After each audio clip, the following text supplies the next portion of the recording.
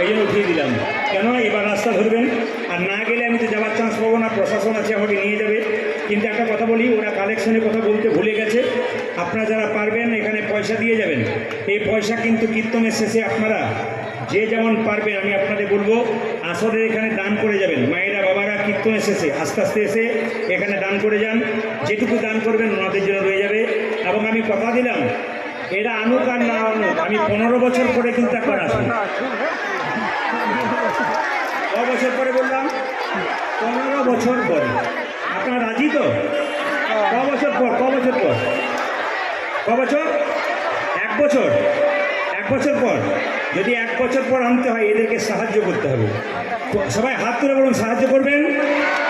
কমিটির ভাইরা দেখে নাও, আপনারা সাহায্য করবেন। সবাই তুলেছে, হাত তুলুন। কৃষ্ণ বললে বাহু তুলে চলো রে বৃন্দাবন। তালি।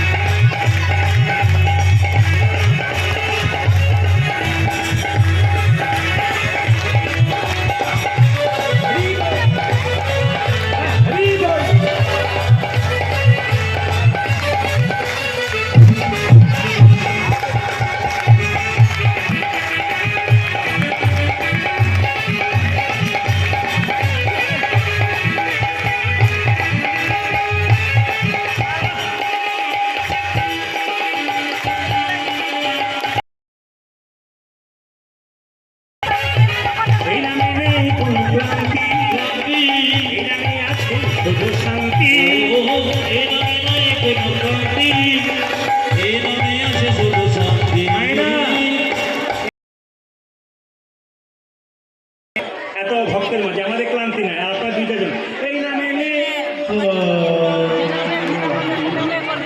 আপনি তো কীর্তনের করে পেয়ে যাবেন, আমরা কি পাবো? মিষ্টির দোকানে যে মিষ্টি তৈরি করে সে তো রোজগার করলো, যে কিনে খেলো সে তো আস্বাদন করলো। আপনারা তো আসল ভক্ত। হাত তুলে এই নামে নেই কোনো ক্লান্তি, আমি আছি শুধু শান্তি।